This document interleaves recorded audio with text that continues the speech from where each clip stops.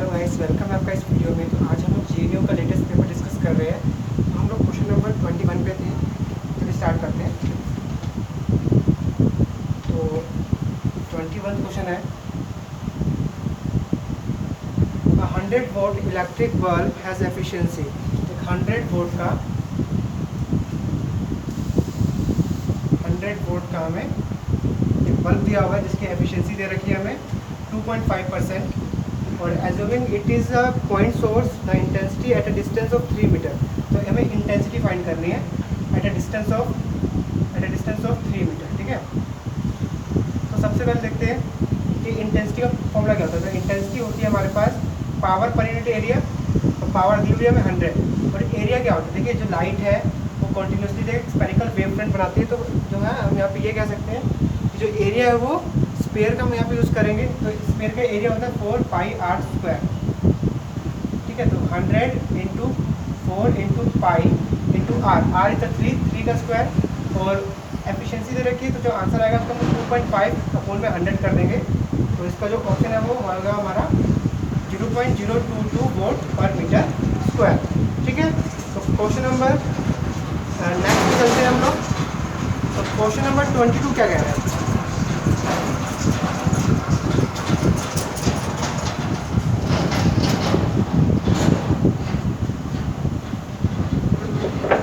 Question number 22, एक electron है जिसकी स्पीड दी हुई है।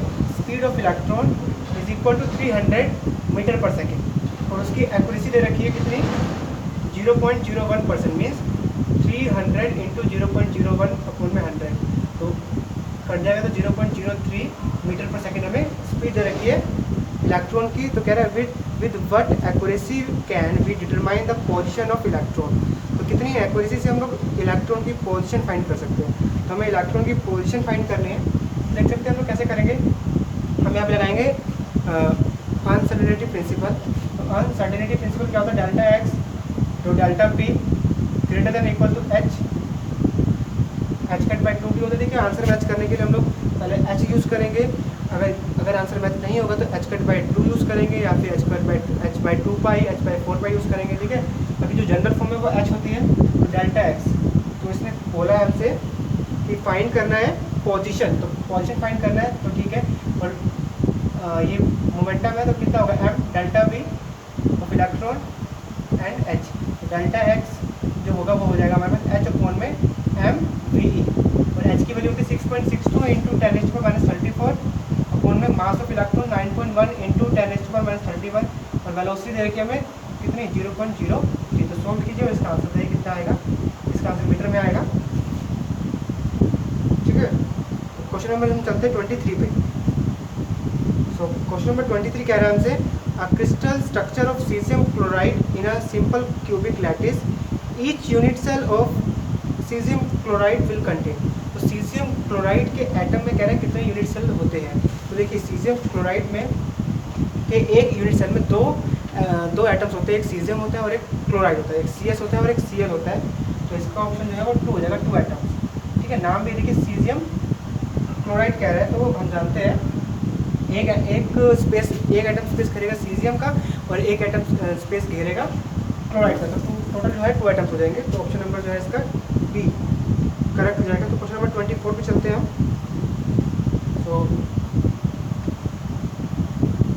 24 हमसे कह रहे हैं during a radioactive decay of a nucleus emits a gamma ray with energy. तो हमें एनर्जी दे रखी है यहाँ पे E is equal to 1.35 mega electron volt. So कह रहे हैं कि what is the wavelength of the photon. तो हमें वेवलेंथ फाइंड करनी है फोटोन की।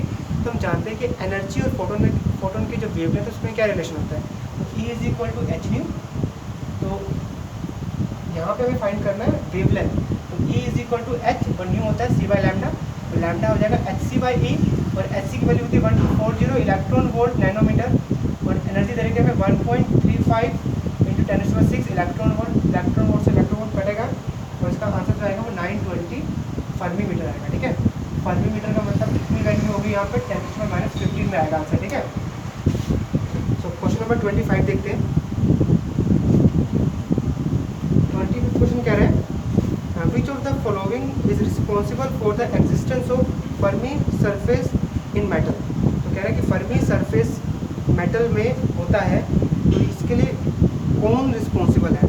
न्यूक्लियर फोर्स रिस्पॉन्सिबल है फर्मी सरफेस के लिए, कोलम्बिक रिपल्शन बिटवीन इलेक्ट्रॉन्स ये रिस्पॉन्सिबल है, या बोस आइंस्टीन कंडेंसेशन रिस्पॉन्सिबल है, या फिर पॉली एक्सक्लूजन प्रिंसिपल। देखिए पॉली एक्सक्लूजन प्रिंसिपल जो होता है वो मतलब कि इलेक्ट्रॉन्स को अलाउ करता है कि हम कितने भी उसको फिल कर सकते हैं, ठीक है। तो फर्मी सरफेस जो है मेटल्स के लिए वो रिस्पॉन्सिबल होता है पॉली एक्सक्लूजन प्रिंसिपल का, ठीक है। पॉली एक्सक्लूजन प्रिंसिपल ही अलाउ करता है इलेक्ट्रॉन्स को फिल करने में, ठीक है, कि वो कितने भी फिल हो सकते हैं अपनी अपनी एनर्जी शेल्स में, एसपीडीएफ में। तो 26 देखते हैं। 26 में हमें एक सर्किट दिया हुआ है, इलेक्ट्रॉनिक्स का एक क्वेश्चन आया हुआ है। 300 ओम,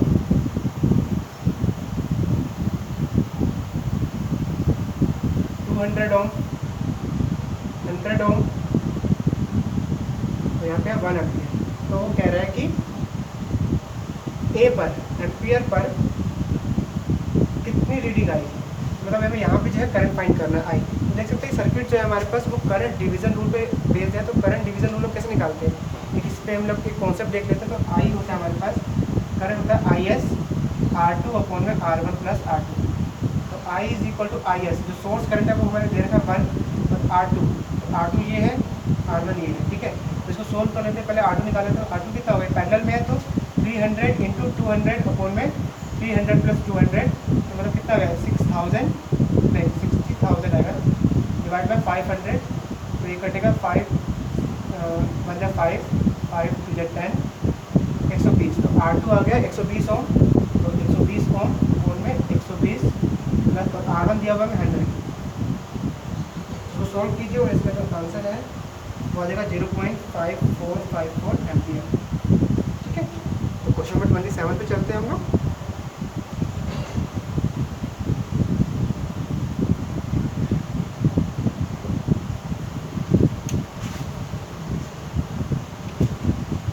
तो 27 क्वेश्चन कह रहा है हमसे कि एक लेज़र लाइट है जिसकी पावर दी हुई है, पावर दी हुई है हमें 2 मिली वोल्ट, फ्रीक्वेंसी दी रखी है उसकी 6 × 10⁻14 हर्ट्ज, और कह रहा है कि how many photons on average are emitted by this source. कह रहे कितने फोटोन्स जो है, नंबर ऑफ फोटोन्स एमिट होंगे सोर्स से, ठीक है। तो कैसे करेंगे इसका, हम लोग लगाएंगे फॉर्मूला इसका पावर का फॉर्मूला होता है एनर्जी अपॉन में टाइम। तो वो पूछ रहे हैं कि कितने number of photons on an average emit होंगे सोर्स से पर सेकेंड, ठीक है। एनर्जी, और एनर्जी हम लोग क्या करते हैं, एनर्जी लिखते हैं NH और में T, तो हमें N निकालना है। तो N होगा यहाँ पर पावर इंटू टाइम अपॉन में H न्यू। तो पावर नंबर ऑफ इलेक्ट्रॉन्स नहीं नंबर ऑफ फोटोन्स पर सेकंड, तो टाइम को यहाँ भेज देंगे पर सेकंड। एवरेज पूछा तो जो आंसर आएगा उसको 2 से डिवाइड भी कर देंगे, ठीक है। और एवरेज जो हम 2 से डिवाइड करके निकाल देंगे। तो पावर हमें दे रखी है 2 × 10⁻³ अपॉन में 2 into H new. H new मतलब एनर्जी, तो H की हमें 6.62 इंटू 10⁻34, और न्यू की दे रखी है हमें 6 इंटू 10⁻14 हर्ट्ज। इसको सोल्व करेंगे तो आंसर आएगा हमें 2 इंटू 10⁻50। तो इतने नंबर ऑफ फोटोन्स जो है वो ऑन एन एवरेज एमिट होंगे सोर्स से पर सेकेंड। सो आगे बढ़ते हैं हम लोग क्वेश्चन नंबर 28 पे। तो क्वेश्चन नंबर 28 हमसे कह रहे हैं in a two level atoms the energy gap is E, the probability of finding the atom in the excited state of temperature T।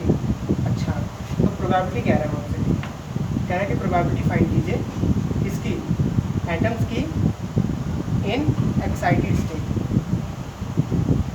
देखिए प्रोबेबिलिटी हम कैसे फाइंड करते हैं, प्रोबेबिलिटी हम फाइंड करते हैं कि जिसके लिए हमें फाइंड करना है, मान लीजिए एक्साइटेड स्टेट में फाइंड करना है तो ऊपर आएगी उसकी वैल्यू, नीचे आएगा total.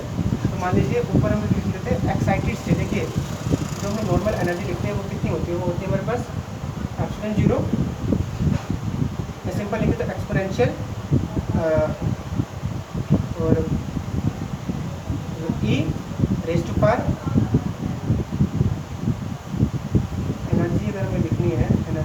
Equal to e is equal to a raised to power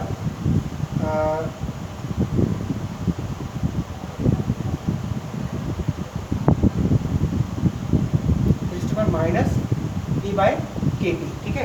हम लोग नॉर्मल एनर्जी से लिखते हैं। तो अगर वो कह रहा है कि एक्साइटेड स्टेट है, एक्साइटेड स्टेट के लिए पहले ग्राउंड स्टेट पे आते हैं, तो ग्राउंड स्टेट की एनर्जी इवन होगी। तो ग्राउंड स्टेट में एनर्जी मान लीजिए 0 है, तो ये पूरा टर्म 0 हो जाएगा, तो ए की पावर 0 मतलब 1, और ठीक है। और अगर हम बात करें ये ग्राउंड स्टेट के लिए, और अगर फर्स्ट एक्साइटेड स्टेट के लिए पूछे तो ई रेस्ट पर minus e by k t, तो फर्स्ट के लिए हम यूज़ करेंगे और ग्राउंड के लिए हम 0 यूज़ करेंगे। तो ये ई नोट है, ये ई वन है, और वो ई वन के लिए पूछ रहे हैं, तो ये वैल्यू हो जाएगी ऊपर ई रेस्ट पर minus e by k T, नीचे आएगा टोटल। तो टोटल के लिए पहली वाली 1 और दूसरी वाली के लिए ई रेस्ट पर minus e by k t. तो ऑप्शन नंबर ये सही हो जाएगा। तो ऑप्शन नंबर इसका 28 का डी सही हो जाएगा। E exponential e by k t divide by 1 plus e raised to power minus e by k t. तो option number D is correct. तो 29 क्वेश्चन देखते हैं।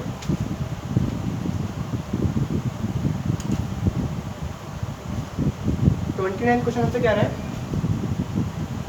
कि what would be the frequency of photon produced when the electron of energy, हमें energy दे रखी है यहाँ पे 20 kilo electron volt is brought to rest in collision with heavy nucleus. Frequency कह रहा है फोटोन की फाइंड कीजिए जब वो इलेक्ट्रॉन से टकराता है। फोटोन की एनर्जी कितनी होती है? फोटोन की एनर्जी होती है हमारे पास एच न्यू। फ्रीक्वेंसी कह रहा है फ्रीक्वेंसी कितनी होगी? तो फ्रीक्वेंसी होगी ई बाई एच। ई तो दिया हुआ हमें 20 इंटू 10⁻³ इंटू, ठीक है। एक चीज़ देखते हैं यहाँ पे हम लोग ना बहुत सारी चीज़ें हम लोग डिवाइड और इंटू करते हैं, ठीक है। तो देखिए ई सी, ई की वैल्यू कितनी है? 20 इंटू 10⁻³ इलेक्ट्रॉन वोल्ट इंटू सी की वैल्यू 3 इंटू 10⁸ मीटर पर सेकेंड, और एस सी की वैल्यू होगी 1240 इलेक्ट्रॉन वोल्ट नैनोमीटर।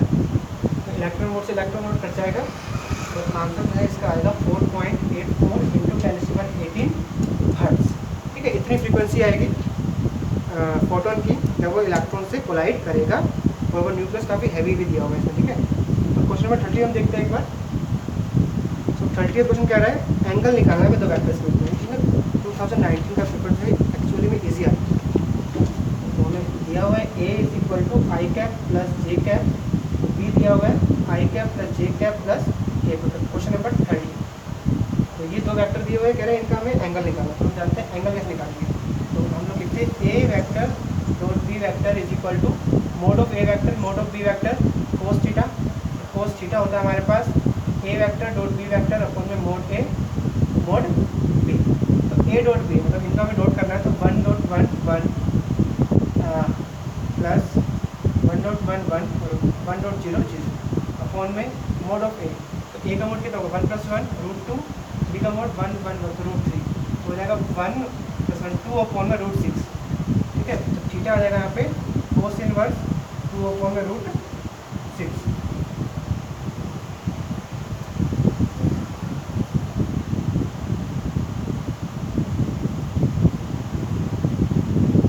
आएगा तो √3 और इसका जो है हो जाएगा 1 + 1 2 √2 × √3 √3 + 6 और ऊपर 1 + 1 तो 1 + 1 2, ठीक है। इसमें अगर हम लोग लिखें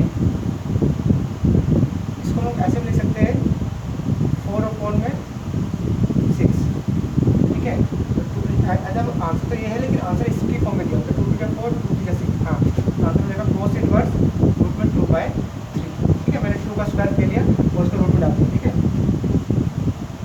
तो ऑप्शन नंबर इसका डी करेक्ट हो जाएगा। क्वेश्चन नंबर 30 का आंसर डी। तो चलिए आगे बढ़ते हैं और इस पेपर को कंप्लीट करते हैं। तो 31 हमें दिया हुआ है। 31 क्वेश्चन कह रहा है कि एंट्रोपी चेंज कितनी होगी जब 1 किलो आइस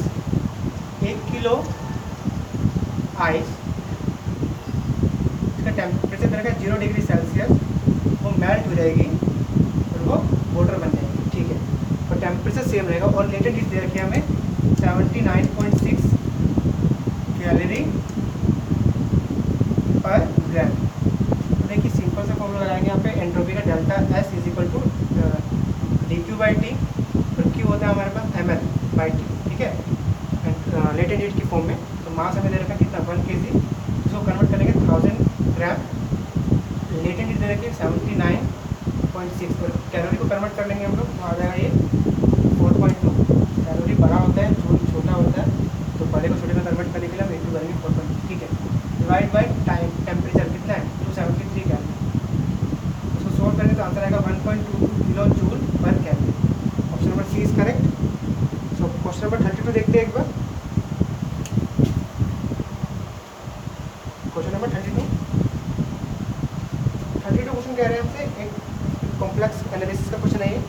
दिया हुआ z is equal to x plus iota y, तो फाइंड करना साइन z, साइन z का स्क्वायर, ये फाइंड करना है। तो कैसे करेंगे इसको, सबसे पहले साइन z की जगह पुट करेंगे x प्लस आयोटा वाई, ठीक है। तो ये हो जाएगा हमारे पास कितना, sine x sine a plus b, sine a cos b plus cos a sine b, ठीक है। और ये होल इस तरीके से मोड पे कर ले रखा है, तो इसको हम लोग अगर अंदर भेजे तो कितना हो जाएगा ये, अभी भेजते हैं एक सेकेंड। साइन एक्स कोस आयोटा वाई को हम लिखते हैं कोस हाइपरबोलिक वाई, ठीक है, लिख सकते हैं कोस एक्स, और साइन आयोटा वाई को हम लिख सकते हैं साइन हाइपरबोलिक वाई, और साथ में इंटू आई से भी हम लोग इंटू करते हैं, ठीक है ना, फॉर्मेट है।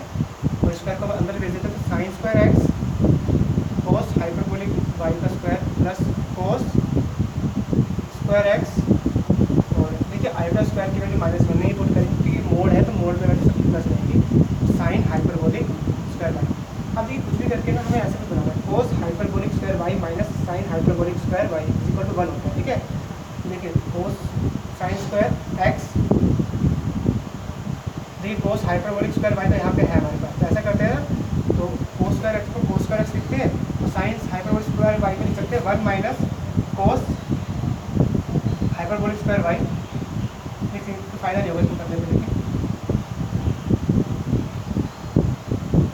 तो ऐसा करते हैं हम लोग, कोस स्क्वायर एक्स को लिख सकते हैं 1 माइनस साइन स्क्वायर एक्स, तो साइन हाइपरबोलिक स्क्वायर वाई का हाइपरबोलिक स्क्वायर वाई, तो sine square x cos hyperbolic square y plus sine hyperbolic square y minus sine square x sine hyperbolic square y. अब देखिए इसमें और इसमें देखिए कुछ कॉमन निकल रहा है, हाँ sine square x sine square common निकल रहा है, तो अंदर बचेगा cos hyperbolic square y minus sine hyperbolic square y, ठीक है, तो plus sine hyperbolic square y, तो साइन स्क्वायर एक्स ये वैल्यू 1 हो गई plus sine hyperbolic square y, तो this is the answer. Option number जो है यहाँ पे सी जो है सही हो जाएगा। सो क्वेश्चन नंबर हम 33 देखते हैं, आप इसको पोस्ट कर लीजिए अगर आपको नोट करना है इसको। ये क्वेश्चन थोड़ा सा ठीक था, बट अगर पता है हमें कि कोस आयोटा एक्स को हम लोग कोस हाइपरबोलिक एक्स लिख सकते हैं, तो ये क्वेश्चन कुछ भी नहीं था। रिलेशन हमें पता होना चाहिए वैसे इसमें।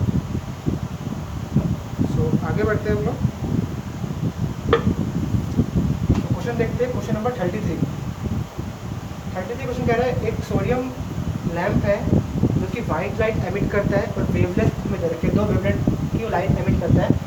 तो लैम्डा 1 दिया हुआ 589 नैनोमीटर और एक लैम्डा 2 दे रखा हमें 589.59 नैनोमीटर। तो कह रहा है what is the minimum number of ruling which must a diffraction grating has resolve this 2 lines in the first order. तो हमें यहाँ पे रिजॉल्विंग पूछ रहा है कि रिजॉल्विंग की नंबर ऑफ मिनिमम नंबर कितने होंगे। तो देखिए रिजॉल्विंग के जो हम जानते हैं फॉर्मूला होता है लैम्डा अपॉन डेल्टा लैम्डा, इसकी एक वीडियो हमने सबमिट बनाई है ग्रेटिंग के ऊपर, आप देख सकते हैं। तो लैम्डा अपॉन डेल्टा लैम्डा होता है हमारे पास MN, ठीक है, साथ में ओमेगा भी होता है, तो ओमेगा यहाँ पे हम कंसीडर नहीं करेंगे। तो देखिए लैम्डा कैसे निकालते हैं, लैम्डा निकालते हैं दोनों को प्लस करके उससे डिवाइड कर देंगे, तो मतलब 589 प्लस 589.59 डिवाइड बाई 2, और डिफरेंस निकाल देंगे इनका 589.59 माइनस 589, तो is equal to m q तो बंदे रखिए और एन, तो जो आंसर आएगा वो एन हो जाएगा। आंसर हो जाएगा इसका 1000, हालांकि 1000 नहीं आता, मतलब 998 करके मैंने सोल्व किया था तो आया था, मतलब अप्रोक्सीमेशन में हम लोग यही मैच कर रहे हैं ऑप्शन 1000, क्योंकि बाकी जो ऑप्शन है वो 500 की रेंज में, 700 की रेंज में, 900 लिखा है, तो 998 को हम लोग 1000 टाइप करेंगे, ठीक है। तो क्वेश्चन नंबर 34 भी चलते हैं हम लोग। तो लास्ट सेकंड क्वेश्चन है, एक साइनोसोडियल वेव दे रखी है हमें, उसकी इक्वेशन दे रखी है 0.02 साइन 10x माइनस 120t। तो कह रहा है what is the propagation of speed of wave पूछ रहा है। तो हम जानते हैं v होता है ओमेगा बाई के, स्पीड का फॉर्मूला होता है। तो ओमेगा देखिए, इसको अगर हम लोग जनरल फॉर्म से कंसिडर करें तो होगा a sine omega T minus के एक्स माइनस ओमेगा टी। देखिए के है 10 तो ओमेगा है 120, तो ओमेगा 120 के है 10 तो आ जाएगा 12 मीटर पर। इसी तक काफ़ी ज़्यादा कंटिन्यू क्वेश्चन कह रहा है कि एक सिग्नल हमने एक गेट से पास किया गया, अगर एक सिग्नल हमने पास किया लो किसी दो में से किसी एक इनपुट से, तो हमें जो आउटपुट है वो हमेशा हाई मिलना चाहिए। मतलब कि हम अगर एक इनपुट लो भेजते हैं तो हमें जो आंसर मिलना चाहिए हमेशा हाई मिलना चाहिए। मतलब हम कभी भी हम 0 भेजेंगे तो हमें आंसर 1 मिलना चाहिए। देखिए यहाँ पे अगर हम लोग एंड गेट लगाते हैं, ठीक है, तो हमें लो मिलेगा, यहाँ पे हाई होगा तभी हमें लो मिलेगा, अगर यहाँ पे लो होगा तभी हमें लो मिलेगा। अगर यहाँ पे हम लोग नोट लगा देते हैं तो ये बन जाएगा नैंड गेट। नैंड गेट लगाने पर क्या होगा, हमेशा हमें हाई मिलेगा, मतलब 0 1 मिलेगा, 1 0 0 हो जाएगा और 0 का फिर नोट हो जाएगा तो वो 1 कर जाएगा, मतलब हमेशा हाई मिलेगा। तो इसका आंसर हो जाएगा नैंड गेट। तो थैंक्स फॉर वॉचिंग।